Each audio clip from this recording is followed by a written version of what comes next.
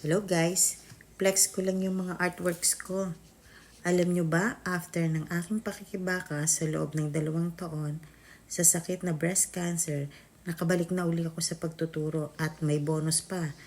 May nagsama sa akin sa isang art exhibit at ipinakita doon yung mga gawa ko.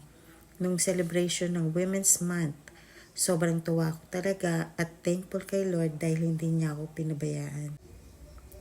Yan yung mga artworks ko na naipon habang nagkikimo ako for 2 years. Ipinost ko ito para ma-inspire yung ibang tao na may problema o kagaya kung may sakit. Laban lang tayo. Malalagpasan din natin yun.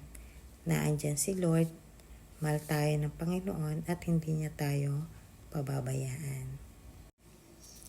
Basta itaas natin sa Panginoon ang ating problema, malalagpasan at mapagtatagumpayan na natin to. Laban lang. Salamat. May God bless us all.